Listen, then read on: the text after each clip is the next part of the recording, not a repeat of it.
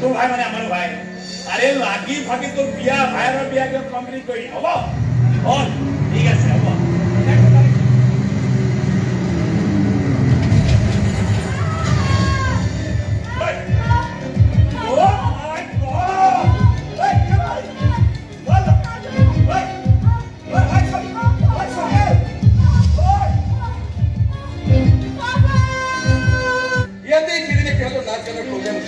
মাজুলী খুব ভাল কাম পাইছে সেইদিনা এটা প্ৰগ্ৰেম কৰি তাই সাগৰৰ বাইকত ইয়াৰ পৰা ওলাই গৈছিল বিপৰীত ফালৰ পৰা অহা এখন তাকে দুইকে মুহূৰ্তলৈ গুচি গ'ল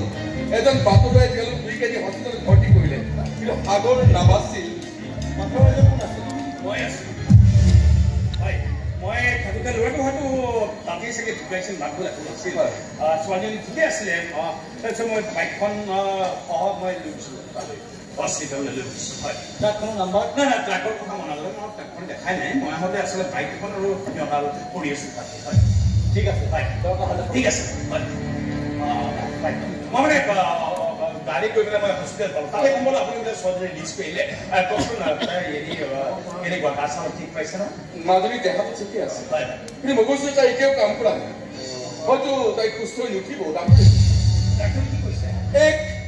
এক অদ্ভুত সাইকোলজিক্যাল প্ৰবলেমে ভুগিছে তাই বহুত কম পেশেন্টেৰ ক্ষেত্ৰে এনেকুৱা হয় ডাক্তৰে কৈছে আচল কথা কি জানে ডাঙৰ এক্সিডেণ্ট হৈছিল তো চবটো ডাঙৰকৈ খাইছে চাব লাহে লাহে লাহে লাহে চব সহজ হৈ আহিব ঠিক আছে আপুনি আপোনাক কয় মোৰ এখন বিয়া এখন আছে গাঁৱতে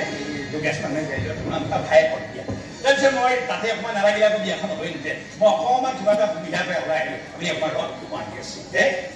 মাজুলী কেৱল তোমাকেই বিচাৰি থাকে তোমাক নাপালে তাই চিনেমা আৰম্ভ কৰি দিয়ে সাগৰ কৰি তাই হাহাকাৰ লগায়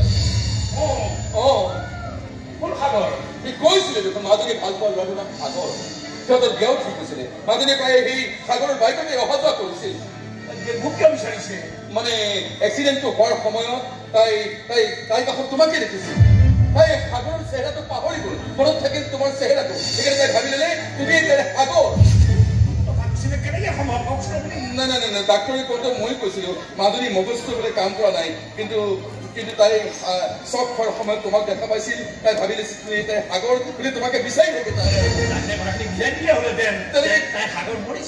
তেনেকে কৰি তাই বোলে কুমাত গুচি যাব এনেকুৱা কণ্ডিশ্যন খুব কম পেচেণ্টে বোলে কুমাত গুচি যায় মাজুলী কেৱল সাগৰৰ মৰম ভাল পোৱাই জীয়াই ৰাখিছে বুজিছে মই কোৱা নাই ডাক্তৰে কৈছে এইবোৰ কথা ক'ব পৰা যে এইবোৰ মিৰাকল কিবা দৈবিক ঘটনা কিন্তু ঘটনাটো ঘটিছে আমি নুই কৰিব নোৱাৰো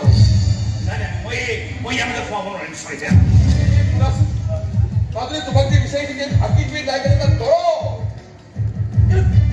মোক কিয় বিচাৰে মইতো সাগৰ নহয় কৈছো চব খোৱাৰ সময়ত তাই তোমাক দেখিছিল সেইকাৰণে তাই ভাবি ল'লে তুমি তাই সাগৰ নাই নাই এনেকুৱা কাম কৰিব নোৱাৰি মই বিচাৰিব সাগৰ হ'লে ফাঁকি দিয়া হ'ব বৰ্তমানে ফাঁকি দিয়ে তাই কেনে ধৰ মই কৈছো নাই দৰৱ হয় কিন্তু মই লোৱা দৰৱ বেচিব নোৱাৰো মই নোৱাৰিম তেনেকুৱা কৰিলে তাই নিথৰ হৈ যাব তাই জীয়া মৰা হৈ যাব ভাবিলো যে সাগৰ যদি দুখীয়া নাই আৰে সেইটো সঁচা আৰু এই সঁচাতে মোৰ জীৱনলৈ ছোৱালীজনী জীৱনলৈ কাল মাতি আনিব মই কৰিব নোৱাৰিম এই চোৱা এই সাগৰ অবিহনে তাই পাগল হৈ গৈছে তাই মই নোৱাৰা হৈ গৈছো বুজিছে নাই সাগৰ অবিহনে তাই পাগল সাগৰ তাই জীয়াই ৰাখিব লাগিব চোৱা নহ'লে তাইক তুমি মৰি থাকিব নিদিয়ে কাৰণ মই নিশ্চয় নহয় নিশ্চয় হয় পাহাৰ হয় নহ'লে মোৰ ছোৱালীজনী কেনেকৈ তুমি তিলকে মৰি যাবলৈ নিদিলা হয় সাগৰৰ অবিহনে তাই মৰিছে এতিয়া তুমি তাইক মাৰি পেলাবলৈ উদ্যোগ হৈছা চোৱা এই দুনিয়াত মোৰ ছোৱালীজনী বাহিৰে মোৰ আৰু কোনো তাই যদি কিবা এটা হৈ যায় মোৰ জীয়াই থকাৰ কোনো অৰ্থই নাথাকিলে মই হাত কৰিছো কৰি ধৰিছো হয় তাইক জীয়াই ৰখা নহয় আমাৰ দুইকে তুমি ডিঙি চেপি হত্যা কৰা এনেকৈ প্ৰাৰ্থনা কৰিলে হয়তো ভগৱান সন্তুষ্ট আপোনাৰ মনৰ কামনা পূৰ্ণ কৰিব মইতো নোৱাৰিম মইতো ভগৱান নহয় মই সাধাৰণ তেজ মানুহ মই এইবিলাকৰ মাজত সোমাব নোৱাৰিম